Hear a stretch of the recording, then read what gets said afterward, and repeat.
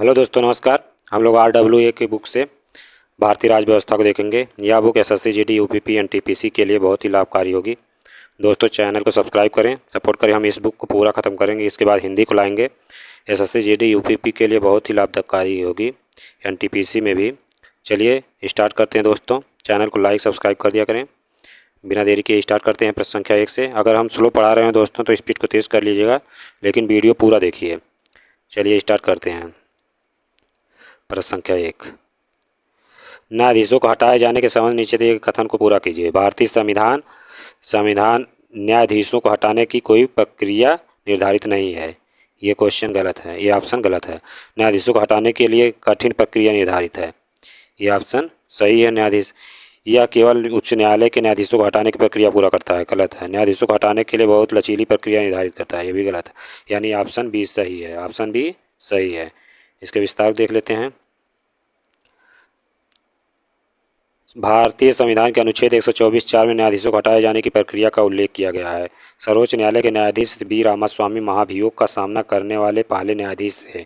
हालांकि यह प्रस्ताव लोकसभा में ही गिर गया था। चलिए अगले प्रश्न चलते हैं। भारतीय संविधान के भाग 4(a) के अनुसार यदि माता पिता या संरक्षक के वर्ष कितने वर्ष तक की आयु वाले अपने यथास्थिति बालक या प्रतिपाल्य की शिक्षा का अवसर प्रदान करेंगे, तो यह है 6 से 14 वर्ष। 6 से 14 वर्ष। 86वें संविधान संशोधन द्वारा 2002 ईस्वी के द्वारा 6 से 14 वर्ष के आयु के समस्त बच्चों को राज्य निःशुल्क तथा अनिवार्य शिक्षा उपलब्ध करे। यह प्रावधान भारतीय संविधान के 4 के अनुच्छेद 51 का में 11वें मौलिक कर्तव्य तथा अनुच्छेद 51 का नहीं, सॉरी, 21 का के तहत मौलिक अधिकारों में जोड़ा गया है। चलिए अगले प्रश्न चलते हैं।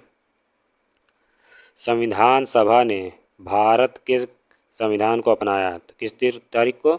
यह 26 नवंबर 1949 को अपनाया। इसके विस्तार देख लेते हैं। भारतीय संविधान सभा का गठन कैबिनेट मिशन की संस्तुतियों के आधार पर किया गया था। संविधान सभा की पहली बैठक 9 दिसंबर 1946 को हुई थी, जिसकी अध्यक्षता सच्चिदानंद सिन्हा ने की थी। ये अस्थायी अध्यक्ष थे। 11 दिसंबर 1946 को संविधान सभा की दूसरी बैठक में डॉक्टर राजेंद्र प्रसाद संविधान सभा के अस्थायी अध्यक्ष निर्वाचित हुए। अगले प्रश्न चलते हैं। इसी को और देख लेते हैं। संविधान सभा द्वारा संविधान में 26 नवंबर 1949 ईस्वी को अंगीकृत कर लिया गया। इस समय इसमें 22 भाग 395 अनुच्छेद 8 अनुसूचियाँ थीं। संविधान सभा की अंतिम बैठक 24 जनवरी 1950 को हुई थी। इसी दिन राजेंद्र प्रसाद को भारत का राष्ट्रपति नियुक्त किया गया था। ये भी पूछता है कि अंतिम बैठक कब हुई थी, तो अंतिम बैठक 24 जनवरी 1950 को हुई थी। अगले प्रश्न चलते हैं। भारत में अनुच्छेद 333 के उपबंधों के अधीन रहते हुए प्रत्येक राज्य की विधानसभा में से अनधिक सदस्यों से मिलकर बनेगी। कितने सदस्यों से? अधिक नहीं होगी। अनधिक मतलब अत्यधिक, इससे अधिक नहीं हो सकती। तो यह 500 है। प्रत्येक राज्य की विधानसभा से अधिक 500 तथा कम से कम 60 सदस्य हो सकते हैं। इसके कुछ अपवाद हैं। गोवा में 40 सीट, मिजोरम में 40 सीट, सिक्किम में 32 सीट। चलिए अगले प्रश्न चलते हैं। संविधान कई तरह से सरकार की शक्तियों को सीमित करता है। सरकार की शासन को सीमित करने का सबसे सामान्य तरीका कुछ को निर्दिष्ट करना है, जो हम सभी के पास नागरिक के रूप में है और जिसका उल्लंघन करने की अनुमति किसी भी सरकार को नहीं दी जा सकती। तो कौन है? यह है मौलिक अधिकार। मौलिक अधिकार का उल्लंघन किसी भी सरकार को नहीं दी जा सकती। इसके विस्तार देख लेते हैं। मौलिक अधिकारों को अमेरिका के संविधान से लिया गया है। इनका विवरण संविधान के भाग 3 का अनुच्छेद 12 से 35 तक किया गया है। संविधान के भाग 3 में मौलिक अधिकार को भारत का मैग्ना कार्टा कहा जाता है। मूल संविधान में 7 मौलिक अधिकार थे, लेकिन 44वें संविधान संशोधन 1978 द्वारा संपत्ति के अधिकार को मूल अधिकार से हटाकर भाग 12 के अनुच्छेद 300 का के अंतर्गत कानूनी अधिकार बना दिया गया। इसलिए वर्तमान में मूल अधिकार 6 हैं। अगले प्रश्न चलते हैं। जब राज्यसभा के सभापति का पद रिक्त हो तो उसके कर्तव्यों का पालन निम्नलिखित में से किसके द्वारा किया जाता है? तो उसके कर्तव्यों का पालन राज्यसभा के उपाध्यक्ष के द्वारा किया जाता है। इसके विस्तार देखते हैं। भारत के उपराष्ट्रपति राज्यसभा का पदेन सभापति होता है। यह अनुच्छेद 89 में दिया गया है। उपराष्ट्रपति राज्यसभा का सदस्य नहीं होता है। राज्यसभा के सभापति को भारत की संचित निधि से वेतन प्राप्त होता है। भारत की संचित निधि से वेतन प्राप्त होता है। भारतीय संविधान के निम्नलिखित में से कौन से भाग का संबंध राज्य के नीति निर्देशक सिद्धांतों से है? तो यह है भाग 4। भाग 4 का संबंध नीति निर्देशक तत्वों से है।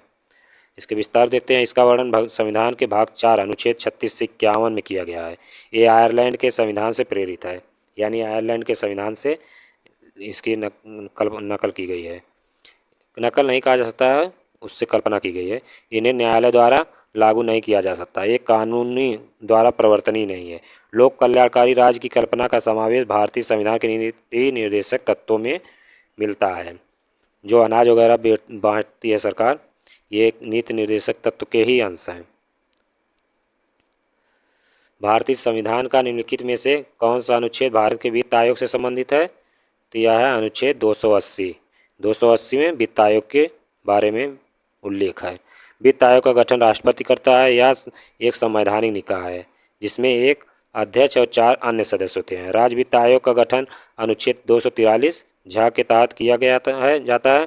15वें वित्त आयोग के सदस्य NK सिंह थे और 16वें वित्त आयोग के सदस्य अरविंद पनगड़िया को बनाया गया है। ये करंट है, बार बार परीक्षा में पूछा जाएगा। 16वें वित्त आयोग के अध्यक्ष कौन बनाए गए हैं? अरविंद पनगड़िया। चलिए अगले प्रश्न चलते हैं।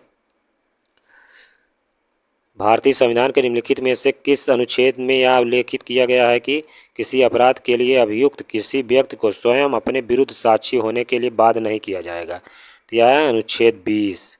अनुच्छेद 20 के तहत 3 प्रकार की स्वतंत्रता का वर्णन है।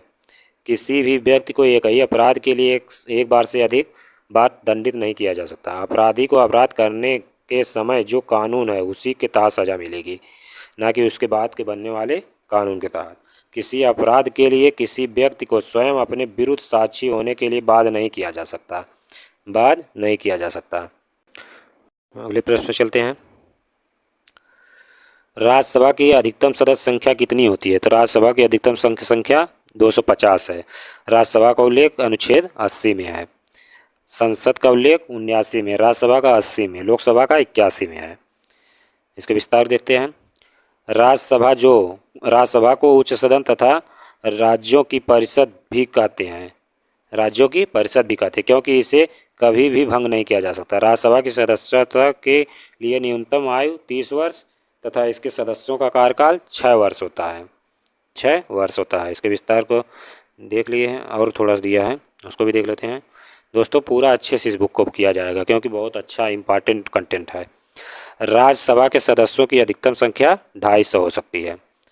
वर्तमान समय में इसके सदस्यों की संख्या 245 है, जिसमें 233 सदस्य विधानसभा के निर्वाचित सदस्यों द्वारा, 12 सदस्य कला, साहित्य, विज्ञान, सामाजिक सेवाओं के क्षेत्र में उल्लेखनीय योगदान के लिए राष्ट्रपति द्वारा मनोनीत किए जाते हैं। अगले प्रश्न चलते हैं। भारतीय संविधान के अनुसार निम्नलिखित में से किन परिस्थितियों में कुछ मौलिक अधिकार निलंबित किए जा सकते हैं? तो यह है बाहरी आपात स्थितियों के दौरान, जैसे युद्ध या बाहरी आक्रमण के दौरान कुछ अधिकार निलंबित किए जा सकते हैं। इसके विस्तार देखते हैं।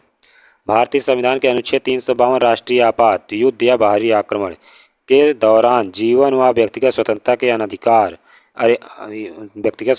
के अधिकार अनुच्छेद 20 और 21 को छोड़कर समस्त मूल अधिकार निलंबित किए जा सकते हैं। 20 और 21 यानी जीवन जीने की स्वतंत्रता के अलावा समस्त अधिकार निलंबित किए जा सकते हैं। अगले प्रश्न चलते हैं। भारतीय संविधान के किस अनुच्छेद के तहत स्वतंत्रता के अधिकार में कोई भी पेशा, व्यवसाय, व्यापार, वाणिज्य करने का अधिकार शामिल है? तो यह है अनुच्छेद 19 से 22 में। अनुच्छेद 19 से 22 में स्वतंत्रता का अधिकार है। अनुच्छेद 19 में अभिव्यक्ति की स्वतंत्रता, अनुच्छेद 20 में दोष सिद्धि के संबंध में संरक्षण की स्वतंत्रता, 21 में प्राण एवं दैहिक स्वतंत्रता, कुछ दशाओं में गिरफ्तारी और निरोध से संरक्षण। चलिए अगले प्रश्न चलते हैं।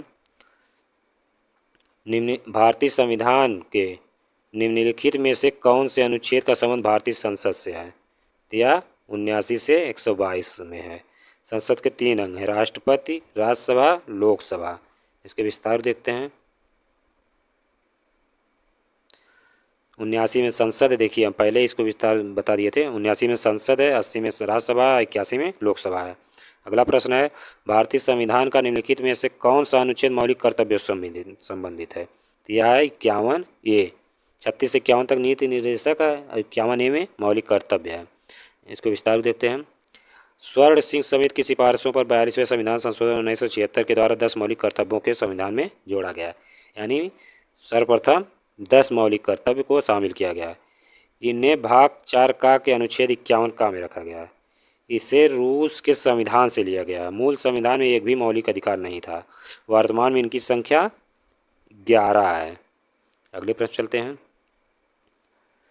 भारत के उपराष्ट्रपति किस विधायी निकाय के पदेन अध्यक्ष के रूप में कार्य करते हैं? तो राज्यसभा। उपराष्ट्रपति राज्यसभा का पदेन अध्यक्ष के रूप में कार्य करते हैं। अनुच्छेद 64 और 89, राज्यसभा का पदेन सभापति उपराष्ट्रपति होता है, इसके बारे में उल्लेख है। उपराष्ट्रपति राज्यसभा का सदस्य नहीं होता है, इसलिए इसे मतदान का अधिकार नहीं होता, परंतु सभापति के रूप में निर्णायक मत देने का अधिकार होता है। चलिए अगले प्रश्न चलते हैं। राष्ट्रीय ध्वज का अनादर भारतीय संविधान में उल्लेखित निम्नलिखित में से किस मौलिक कर्तव्यों का उल्लंघन है? तो यह अनुच्छेद 51A के ए। इसके विस्तार देखते हैं। भारतीय संविधान में मौलिक कर्तव्यों की संख्या 11 है तथा अनुच्छेद 51 का के अनुसार प्रत्येक नागरिक का कर्तव्य होगा कि वह संविधान का पालन करे, उसके आदर्शों, संस्थाओं, राष्ट्रध्वज और राष्ट्रगान का आदर करे। हमारे राष्ट्रीय आंदोलनों को प्रेरित करने वाले उच्च आदर्शों को हृदय में संजोए रखें और उनका पालन करें। भारत की संप्रभुता, एकता और अखंडता की रक्षा करें, देश की रक्षा करें। उन लोगों में समरसता और समान प्रभुत्व की भावना का निर्माण करें। हमारी संस्कृति गौरवशाली महत्व समझें और उसका परिरक्षण करें। प्राकृतिक व पर्यावरण की रक्षा करें। 8वां वैज्ञानिक दृष्टिकोण की भावना का विकास करें। कभी कभी ये पूछ देता है कि 8वां मौलिक कर्तव्य क्या है? क्या है? मौलिक वैज्ञानिक दृष्टिकोण की भावना का विकास करें। सार्वजनिक संपत्ति को सुरक्षित रखें। व्यक्तिगत एवं सामूहिक गतिविधियों के सभी क्षेत्रों में उत्कर्ष की ओर बढ़ने का प्रयास करें। माता पिता या संरक्षक जो भी हो वह 6 से 14 वर्ष के बच्चों के हेतु प्राथमिक शिक्षा का अवसर प्रदान करें। अगले प्रश्न चलते हैं। निम्नलिखित में से कौन सा भारत के सर्वोच्च न्यायालय द्वारा जारी किया गया रिट नहीं है? यह है जस सोली। बंदी प्रत्यक्षीकरण अधिकार, प्रेक्षालय प्रतिषेध, ये सब भारतीय सर्वोच्च न्यायालय के हैं। जस सोली नहीं है।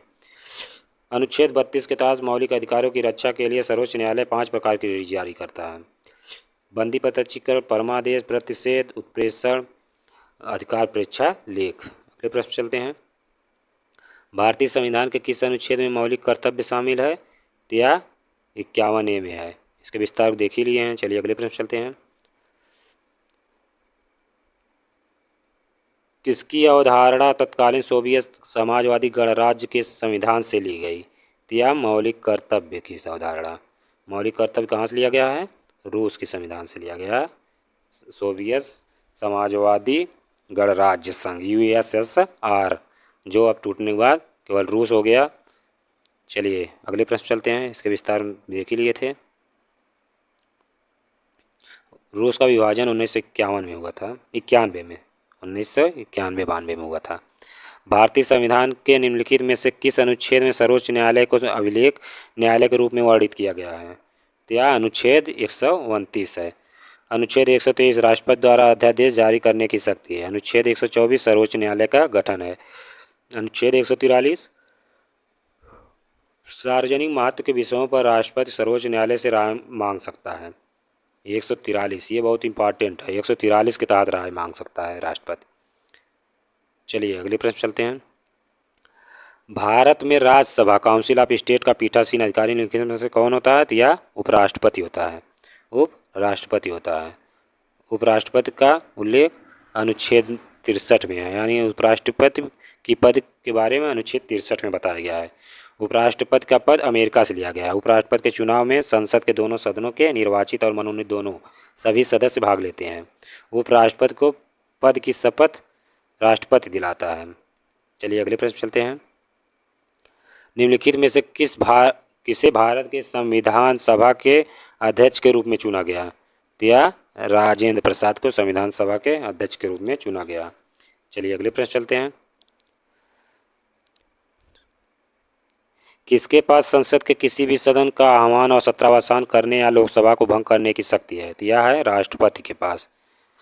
अनुच्छेद 85 के तहत संसद सत्र दोनों सदनों आहूत करना और सत्रावसान व लोकसभा को भंग करने या विघटन करने का अधिकार राष्ट्रपति को प्राप्त है। अनुच्छेद 108 राष्ट्रपति संसद का संयुक्त सत्र बुला सकता है। नोट: संयुक्त सत्र की अध्यक्षता लोकसभा के अध्यक्ष द्वारा किया जाता है।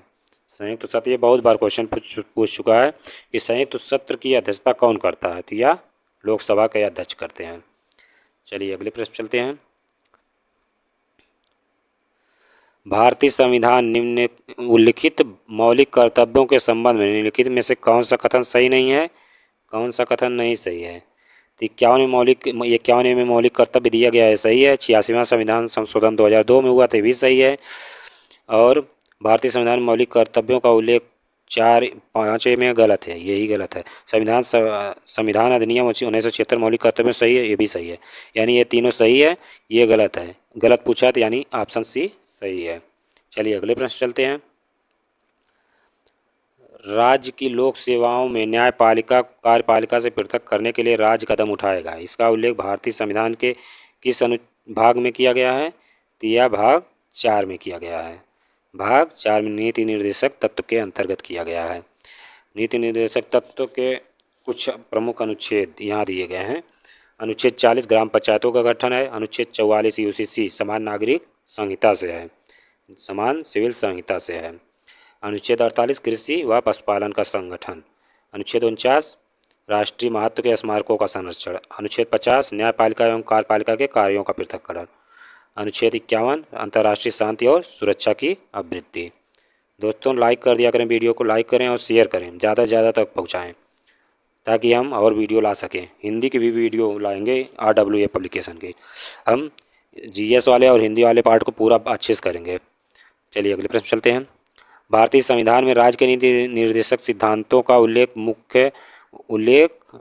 सिद्धांतों का मुख्य उद्देश्य क्या हासिल करना है? तो सामाजिक आर्थिक न्याय। इसके विस्तार देखते हैं। राज्य के नीति निर्देशक तत्व संविधान की प्रस्तावना में शामिल सामाजिक आर्थिक राजनीतिक न्याय स्वतंत्रता समानता बंधुत्व की भावना पर आधारित है। राज्य के नीति निर्देशक तत्वों का उल्लेख लोक कल्याणकारी राज्य की स्थापना करना है।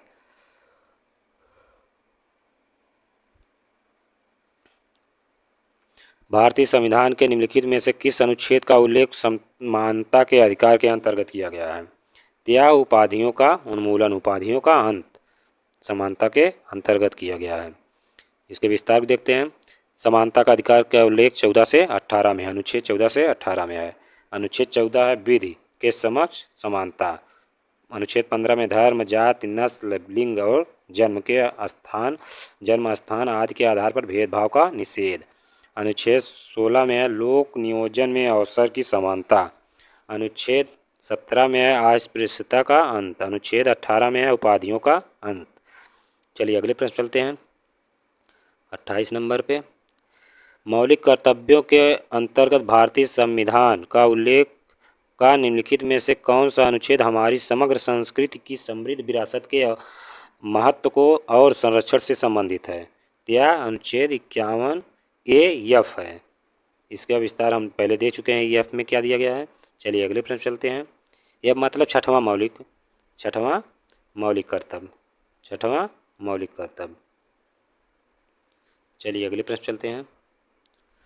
जैसा कि भारतीय संविधान के अनुच्छेद 168 में निहित है, किसी राज्य के विधानमंडल के 2 सदन होते हैं। एक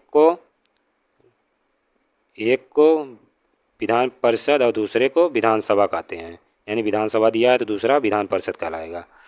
चलिए इसके विस्तार देखते हैं। विधान परिषद राज्य में विधान परिषद का गठन और समाप्ति का प्रावधान अनुच्छेद 169 में दिया गया है। यह राज्य के विधानमंडल का उच्च सदन होता है।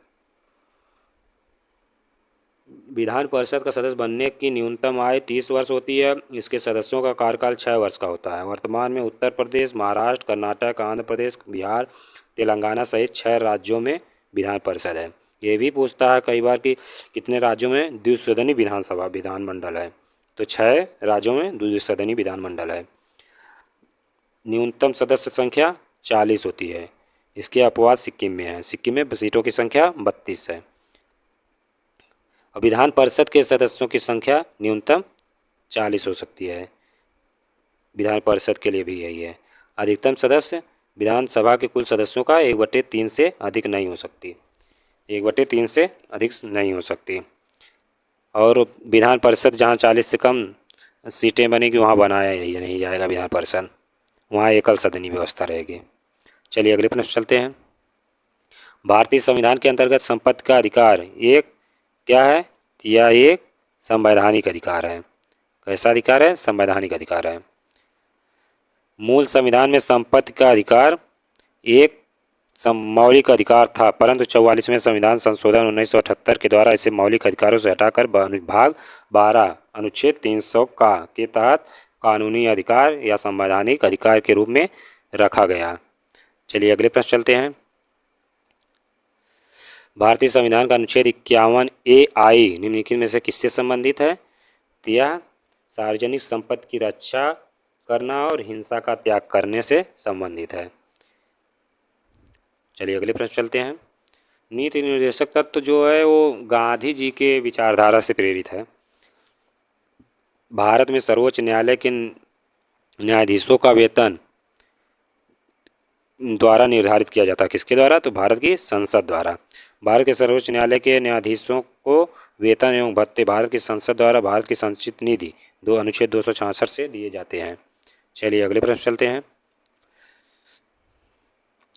नवंबर 2023 तक भारत के संविधान में कितने मौलिक कर्तव्य थे? तभी भी उतना ही मौलिक कर्तव्य 11 हैं। मूल संविधान में एक मौलिक कर्तव्य नहीं था। 42वें संविधान संशोधन 1976 द्वारा 10 मौलिक कर्तव्य जोड़े गए थे। और 11वां मौलिक कर्तव्य 2002 86वां संविधान संशोधन के द्वारा जोड़ा गया। चलिए अगले प्रश्न चलते हैं। देखिए दिया भी है 11वां 86वें संविधान संशोधन 2002 द्वारा जोड़ा गया। भारत के महान्यायवादी की प्रसाद पर्यंत तक पद पर बने रहते हैं। तो किसके प्रसाद पर्यंत? भारत के राष्ट्रपति के प्रसाद पर्यंत तक महान्यायवादी पद पर बने रहते हैं। भारत का महान्यायवादी के बारे में दिया गया है। संविधान के अनुच्छेद 76 भाग 5 में महान्यायवादी का विवरण दिया गया है। यह देश का प्रथम विधि अधिकारी होता है। महान्यायवादी की नियुक्ति राष्ट्रपति करता है तथा यह राष्ट्रपति के प्रसाद पर्यंत पद धारण करता है। अनुच्छेद 88 महान्यायवादी किसी भी सदन का सदस्य न होते हुए भी सदन की कार्यवाही में भाग ले सकता है, परंतु उसे मत देने का अधिकार नहीं होता। अगले प्रश्न चलते हैं। भारतीय संविधान का मूल हस्तलिखित संस्करण किसने लिखा? तो प्रेम बिहारी नारायण रायजादा ने लिखा। कहीं कहीं दिया रहता है PN रायजादा, इसका शॉर्ट रूप दिया रहता है। नंदलाल बोस ने भारतीय संविधान की हस्तलिखित प्रति को डिजाइन किया। संविधान की मूल प्रतियां संसद के पुस्तकालयों में हीलियम से भरे बॉक्स में रखी गई है। हीलियम से भरे बॉक्स में रखी गई है। ये भी याद रखिए कि मूल संविधान की प्रतियां किस गैस के संरक्षण में रखी गई है? Helium gas. और हाँ, इसकी डिजाइन जो है नंदलाल बोस ने किया था, लेकिन लिखा प्रेम बिहारी नारायण रायजादा ने लिखा था। चलिए अगले प्रश्न चलते हैं। भारत में न्यायिक पुनरावलोकन की अवधारणा न्यायपालिका को उन कानूनों का पुनरावलोकन करने और उन्हें निरस्त करने की अनुमति देती है जो पाए जाते हैं जो मौलिक अधिकारों का उल्लंघन करते हुए पाए जाते हैं। अगले इसके विस्तार देखते हैं। न्यायिक पुनरावलोकन के से तात्पर्य न्यायपालिका के उस शक्ति से है जिसके अंतर्गत विधायिका द्वारा बनाए गए किसी भी कानून या कार्यपालिका द्वारा जारी किए गए किसी भी आदेश को संविधान के अनुकूल न होने पर न्यायपालिका निरस्त कर सकती है तथा वह अपने पूर्व में सुनाए गए निर्णयों की समीक्षा भी कर सकती है। चलिए अगले प्रश्न चलते हैं। भारतीय संविधान के अनुसार जीवन और व्यक्तिगत स्वतंत्रता का अधिकार कैसा अधिकार है? तो यह एक व्यक्ति का मौलिक अधिकार है, व्यक्ति का मौलिक अधिकार है। अनुच्छेद 21 में के तहत जीवन एवं व्यक्तिगत स्वतंत्रता का अधिकार एक मौलिक अधिकार है। अगले प्रश्न चलते हैं। 2023 तक अनुच्छेद 51 का में अंतिम मौलिक कर्तव्य कब जोड़ा गया था? या 2002 में जोड़ा गया था। 2002 में जोड़ा गया था 86वें संविधान संशोधन द्वारा 6 से 14 वर्ष के बच्चों के शिक्षा के बारे में। राज्यसभा का सदस्य बनने के लिए न्यूनतम आयु कितनी होनी चाहिए? तो न्यूनतम आयु 30 वर्ष होनी चाहिए। चलिए अगले प्रश्न चलते हैं 40वें पे। मई 2022 तक निम्नलिखित में से क्या भारतीय संविधान के अनुच्छेद 19 का एक हिस्सा नहीं है? तो वह है संपत्ति का अधिकार। संपत्ति का अधिकार अब भारतीय संविधान के अनुच्छेद 19 का हिस्सा नहीं है। चलिए इसके विस्तार देख लेते हैं। अनुच्छेद 19 के तहत मूल संविधान में 7 प्रकार की स्वतंत्रता का उल्लेख था, परंतु 44वें संविधान संशोधन 1978 द्वारा संपत्ति के अधिकार अनुच्छेद 19 फर्स्ट एफ को 1 के मूल अधिकारों से हटाकर कानूनी अधिकार भाग 12 अनुच्छेद 300 का बना दिया गया है। इस प्रकार वर्तमान समय में अनुच्छेद 19 में 6 प्रकार की स्वतंत्रता का उल्लेख है। अनुच्छेद 19(1)(a) बोलने की स्वतंत्रता, इसी में प्रेस की स्वतंत्रता भी शामिल है। चलिए आगे देखते हैं। 19(1)(b) शांतिपूर्वक सभा करने की स्वतंत्रता। ये भी पूछता है कि जैसे पूछ दिया शांतिपूर्ण सभा करने की स्वतंत्रता किस अनुच्छेद में है, ऑप्शन दे देगा तो उसमें ऑप्शन यही रहेगा 19(1)(b). 19(1)(c) है संघ या समिति बनाने की स्वतंत्रता। डी है देश में कहीं भी आवागमन की स्वतंत्रता। ई है देश में किसी भी स्थान पर निवास करने की स्वतंत्रता। 19(i)(g) फर्स्ट जी है कोई भी व्यवसाय व आजीविका चलाने की स्वतंत्रता। 19 फर्स्ट जी लिखा रहेगा या 19(a)(g) लिखा रहेगा। चलिए अगले प्रश्न चलते हैं। भारतीय संविधान के निम्नलिखित में से किस अनुच्छेद में राज्यों में विधान परिषदों के उत्साधन या सृजन का उल्लेख है? यह अनुच्छेद 169 में है विधान परिषद के बारे में। अनुच्छेद 168 में विधानमंडल है, 170 में विधानसभा है, 171 में विधान परिषद का उल्लेख है। चलिए अगले प्रश्न चलते हैं। भारतीय संविधान के अनुच्छेद 126 में किसका उल्लेख है? यह भारत के कार्यकारी मुख्य न्यायाधीश की नियुक्ति के बारे में उल्लेख है। इसके विस्तार देखते हैं। अनुच्छेद 125 भारत के सर्वोच्च न्यायालय के न्यायाधीशों का वेतन के बारे में है। 127 में सर्वोच्च न्यायालय के न्यायाधीशों की गढ़पूर्ति न होने पर तदर्थ न्यायाधीश जो न्यायाधीश सर्वोच्च न्यायालय में न्यायाधीश होने की योग्यता रखता हो की नियुक्ति की जाती है। चलिए अगले प्रश्न चलते हैं। भारत की संविधान सभा का चुनाव कब हुआ था? यह जुलाई 1946 में हुआ था। जुलाई 1946 में हुआ था।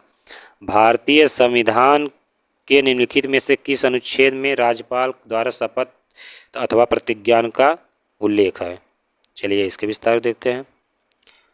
इसके ऑप्शन में देखते हैं पहले। तो इसका ऑप्शन होगा 159 अनुच्छेद 159। 153 पे राज्यों का राज्यपाल, 155 में नियुक्ति राज्यपाल की, 156 में राज्यपाल का कार्यकाल, 157 में राज्यपाल की अर्हता, 159 में राज्यपाल के शपथ के बारे में उल्लेख है। चलिए अगले प्रश्न चलते हैं। भारतीय संविधान के निम्नलिखित में से किस भाग का संबंध संविधान के संशोधन से है? तो यह भाग 20 से है। भाग 20 अनुच्छेद 368 से संविधान से के संशोधन से संबंधित है।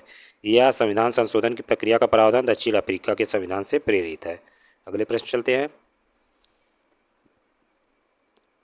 किस वर्ष में प्रधानमंत्री की अध्यक्षता में योजना आयोग की स्थापना की गई थी?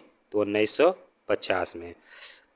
योजना आयोग की स्थापना 15 मार्च 1950 को हुई थी। यह एक गैर संवैधानिक निकाय था। इसका प्रमुख कार्य पंचवर्षीय योजनाओं के लिए योजना बनाना था। 2014 में योजना आयोग को समाप्त कर इसके स्थान पर 1 जनवरी 2015 को नीति आयोग का गठन कर दिया गया है। इसके भी अध्यक्ष प्रधानमंत्री ही होते हैं।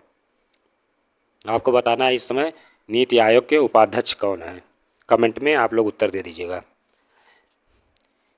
एक सरकार संवैधानिक कानून और नागरिक अधिकारों द्वारा स्थापित सीमाओं के भीतर शासन करती है तो वह लोकतांत्रिक सरकार है। चलिए अगले प्रश्न चलते हैं 48वें पे। वाक स्वातंत्र और अभिव्यक्ति स्वातंत्र का अधिकार भारतीय संविधान के निम्नलिखित में से किस अनुच्छेद के अंतर्गत आता है? तो अनुच्छेद 19 के अंतर्गत आता है। इसके विस्तार को देख ही चुके हैं, फिर भी देख लेते हैं उसके में ऑप्शन जो है उसके वो देख लेते हैं। अनुच्छेद 30 उसमें दिया, अनुच्छेद 30 ऑप्शन में, तो उसका है अल्पसंख्यक वर्ग को शिक्षण संस्थानों की स्थापना और प्रशासन करने का अधिकार। अनुच्छेद 32 है संवैधानिक उपचारों का अधिकार। इस बुक में यही खासियत है कि जो ऑप्शन दिया गया उसको भी विस्तार से डिस्क्रिप्शन में दिया गया है। भारत की संविधान सभा की स्थापना किस वर्ष की गई थी? तो 1946 में की गई थी, जुलाई 1946 में की गई थी। चलिए अगले प्रश्न चलते हैं 50वें पे। भारत के संविधान का अनुच्छेद 163 निम्नलिखित में से किससे संबंधित है? भारतीय संविधान का अनुच्छेद 163 राज्यपाल से संबंधित है। राज्यपाल की सहायता और सलाह देने के लिए मंत्रिपरिषद होगी, इसके बारे में लिया गया है। इसके विस्तार देख लेते हैं। अनुच्छेद 161 राज्यपाल की क्षमा आदि की और कुछ मामलों में दंडादेश के निलंबन या नवीकरण की शक्ति है, मृत्यु को छोड़कर। मृत्यु को परिवर्तित या कम नहीं किया कर सकता राज्यपाल।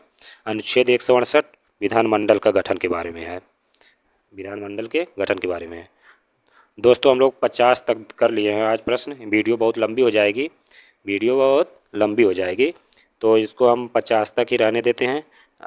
इक्यावन को 51 से अगले क्वेश्चन में करेंगे। दोस्तों वीडियो को पूरा देखा करें, लाइक करें, सब्सक्राइब करें और इसको ज़्यादा से ज़्यादा लोगों तक पहुँचाएँ।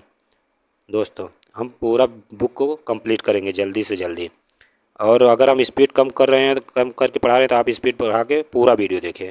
जय हिंद दोस्तों, नमस्कार।